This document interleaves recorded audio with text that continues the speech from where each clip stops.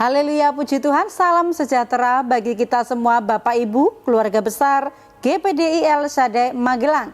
Rise up, bangkit, bergerak, berdampak. Puji Tuhan, kita akan terus bangkit, terus bergerak dan berdampak menjadi berkat bagi banyak orang. Dan hari ini kita akan kembali mengalami kebangkitan kehidupan rohani kita dengan belajar firman Tuhan melalui renungan 79. Hari ini kita sampai pada bacaan kita Ayub pasal 39. Saya membaca ayat 22, 23, kemudian loncat di 29 sampai 30. Demikianlah firman Tuhan. Engkaukah yang memberi tenaga kepada kuda? Engkaukah yang mengenakan surai pada tengkuknya? Engkaukah yang membuat dia melompat seperti belalang? Ringgiknya yang dahsyat mengerikan. Oleh pengertian mukah burung elang terbang, mengembangkan sayapnya menuju ke selatan. Atas perintah mukah Raja Wali terbang membumbung dan membuat sarangnya di tempat yang tinggi. Puji Tuhan, saya memberikan tema dalam renungan hari ini, kedaulatan dan kebaikan Tuhan. Observasi dalam pembacaan ini adalah jawaban Tuhan kepada Ayub, yaitu Tuhan menunjukkan kepada Ayub mengenai pemeliharaan dan kebaikan Tuhan atas semua ciptaannya. Kalau kita membaca dan kita akan sama-sama menginterpretasi dari pokok pembahasan kita hari ini, yaitu dalam bacaan ini menerangkan atau sebuah perkataan daripada Allah, jawaban-jawaban Allah kepada Ayub. Bagaimana Ayub dalam kondisi keterpurukannya, dia yang seolah-olah mengucapkan hal-hal yang menyalahkan Tuhan, atau seperti memojokkan Tuhan, atau ungkapan-ungkapan seolah-olah bahwa Tuhan itu tidak punya kasih, Tuhan itu tidak baik, Tuhan memperlakukan dirinya dengan tidak baik. Dan di pasal ini Ayub mendapatkan jawaban daripada Tuhan. Tuhan memperdengarkan suaranya, memberikan jawaban-jawaban kepada Ayub, ya, melalui sebuah kiasan atau perumpamaan atau juga gambaran tentang binatang-binatang ciptaan di mana mereka juga mengalami pemeliharaan dan kebaikan Tuhan, ya.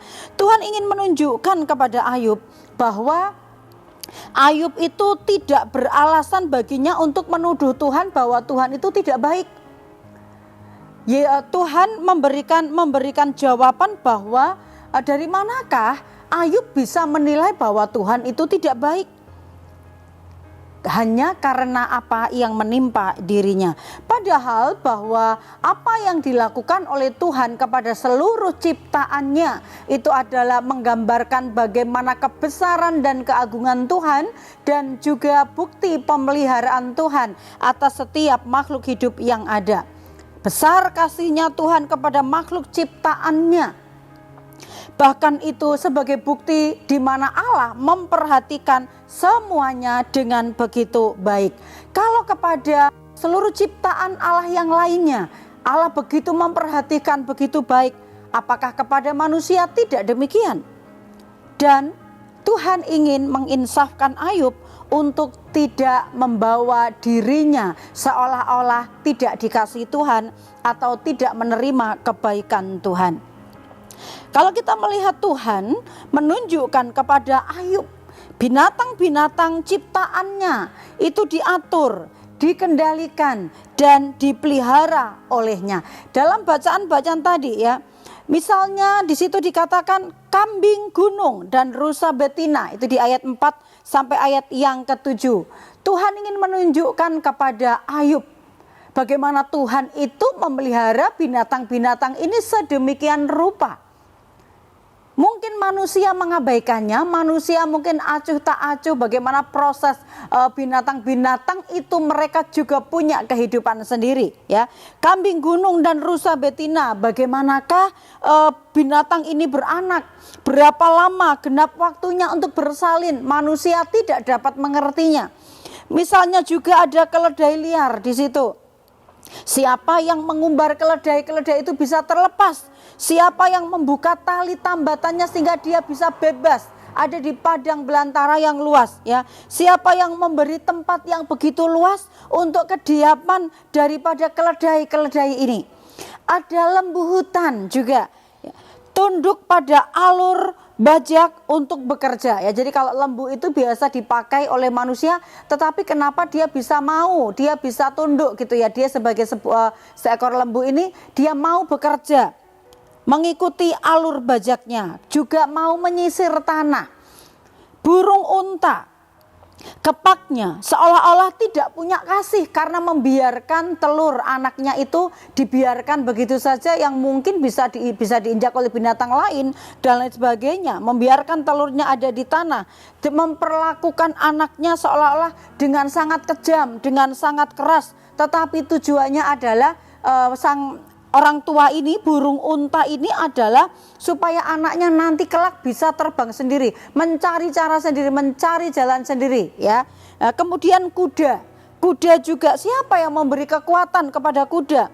Siapa yang membuat kuda itu melompat seperti belalang dikatakan, punya keberanian maju melawan di dalam peperangan. Jadi kalau kita melihat Tuhan memberikan contoh-contoh dari binatang-binatang yang tertulis di sini untuk menunjukkan kepada Ayub bahwa binatang yang diacuhkan oleh manusia, binatang yang bahkan adalah merupakan ciptaan yang lebih rendah dari manusia, itu diperhatikan Tuhan begitu luar biasa.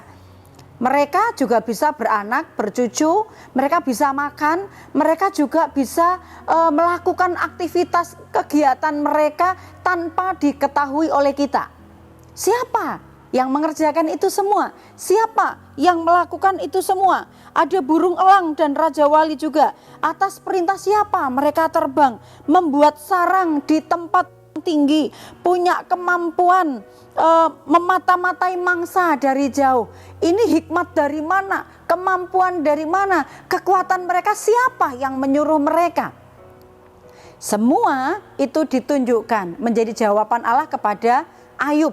Bagaimanakah Ayub itu merasa dirinya tidak dikasihi Tuhan, tidak diperlakukan baik oleh Tuhan, dan Tuhan memberikan jawaban dengan kiasan binatang-binatang yang liar, binatang-binatang yang sepertinya tidak bisa apa-apa, tetapi mereka tetap dapat menjalani kehidupan mereka dengan baik dan tetap hidup.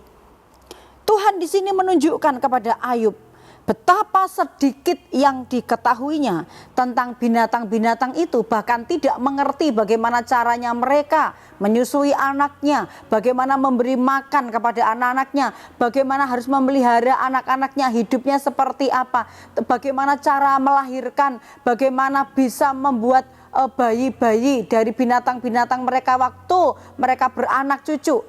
Tetapi di sini justru Tuhan mau menunjukkan kepada Ayub bahwa betapa pentingnya memiliki pengertian dan hikmat di hadapan Tuhan, bahwa hidup manusia melebihi dari semua ciptaan binatang yang lainnya. Binatang yang diciptakan Tuhan ini memberikan pelajaran kepada Ayub, seolah-olah bahwa Tuhan itu ingin menyampaikan kepada Ayub, binatang yang diciptakan Tuhan itu masing-masing punya alur kehidupan mereka tanpa manusia mengetahuinya. Masing-masing mereka juga punya tugas untuk dikerjakan. Masing-masing juga mereka ada kesulitannya ternyata. Namun mereka tetap berjuang untuk tetap bertahan hidup ya, tetap meraihnya. Ada kesulitan mereka, namun mereka juga bisa mengalami hidup dipelihara oleh Tuhan ya. Manusia pun sudah ada pada alur dan dalam programnya Tuhan, diatur dan dikendalikan oleh Tuhan. Ada yang hidup, ada yang harus mengalami kesulitan-kesulitan di masa hidupnya. Ada hidup yang harus diperjuangkan, tetapi ada berkat yang disediakan. Aplikasi bagi kita Bapak Ibu bahwa ikuti saja prosesnya Tuhan. Kalaupun kita saat ini menghadapi perjuangan, menghadapi pergumulan, tidak ada tantangan tanpa kemenangan. Setiap persoalan pasti akan ada jalan. Jangan menyalahkan keadaan, apalagi menyalahkan Tuhan. Tetapi kita percaya setiap ujian itu yang akan menaikkan level iman. Dan tetaplah teruslah selalu percaya, tetap ada Tuhan dimanapun, apapun yang sementara kita rasakan, Tuhan tidak pernah meninggalkan. Itu sebabnya Ayub mendapatkan jawaban-jawaban dari Tuhan, bahwa mungkin secara manusia dia mengeluh, secara manusia dia merasa sendirian, secara manusia dia seperti ditinggalkan, tetapi bahwa dalam kemanusiaan kita, mari kita belajar tetap merendahkan diri di hadapan Tuhan, tetap bersyukur bahwa setiap proses Tuhan mungkin ada hal-hal yang tidak enak menurut daging kita, tetapi kita mau belajar percaya kedaulatan atas hidup kita ada di tangan Tuhan, dan Tuhan juga di tengah-tengah perjalanan hidup, proses hidup yang mungkin sulit yang harus kita hadapi, tetapi ada pemeliharaan Tuhan yang terus nyata dalam kehidupan kita. Karena setiap jalan Tuhan itu sudah dirancangkan dengan sempurna oleh Tuhan bagi kita, supaya orang-orang yang percaya tahu dan percaya sepenuhnya bahwa jalan hidup ini Tuhan yang mengaturnya, Tuhan yang memeliharanya, dan Tuhan yang pasti bertanggung jawab di dalamnya. Haleluya, puji Tuhan. 2 Samuel 22 ayat 31 sampai 35. Adapun Allah jalannya sempurna, sabda Tuhan itu murni. Dia menjadi perisai bagi semua orang yang berlindung padanya. Sebab siapakah Allah selain dari Tuhan, dan siapakah gunung batu selain dari Allah kita? Allah, dialah yang menjadi tempat pengungsianku yang kuat, dan membuat jalanku rata, yang membuat kakiku seperti kaki rusa, dan membuat aku berdiri di bukit, yang mengajar tanganku berperang, sehingga lenganku dapat melengkungkan busur tembaga. Puji Tuhan, kita percaya bahwa jalannya Tuhan itu adalah sempurna. Tidak ada yang gagal, tidak ada yang cacat. Apa yang dibuat oleh Tuhan itu begitu sempurna bagi orang-orang yang percaya kepadanya. Mari kita terus mengandalkan Tuhan dan mempercayai serta meyakini kedaulatan Tuhan dan pemeliharaan Tuhan itu adalah pemeliharaan yang sempurna bagi kita, dan kita akan terus mengalami kemenangan di dalam Tuhan. Puji Tuhan, terima kasih buat kesetiaan Bapak Ibu mendengarkan Renungan 79 setiap harinya. Saya percaya Bapak Ibu terus menikmati berkat-berkat Tuhan, dikuatkan oleh firman Tuhan yang Bapak Ibu dengar setiap hari. Dan apabila Bapak Ibu diberkati, ingin menyampaikan kesaksian atau pokok-pokok doa tertentu, Bapak Ibu dapat menyalurkannya melalui chat WhatsApp 0813 274 288. Mari kita sambut firman Tuhan ini dengan penuh ucapan syukur dengan berdoa. Terima kasih Tuhan, kami bersyukur sebab Engkau yang menjadi pemelihara kami. Kehidupan kami adalah karena berkat Tuhan. Itu sebabnya apa yang kami nikmati, apa yang kami alami, kami percaya Tuhan tidak pernah meninggalkan kami, dan Engkau yang menjadi pemelihara seluruh kehidupan kami.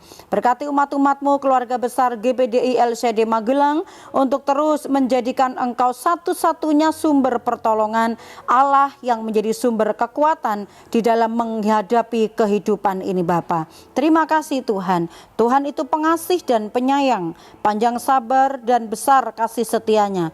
Tuhan itu baik kepada kami umat-umatnya, dan penuh rahmat terhadap segala yang dijadikannya. Terima kasih, kami terima firman-Mu dengan sukacita di dalam nama Tuhan Yesus Kristus. Haleluya. Amin.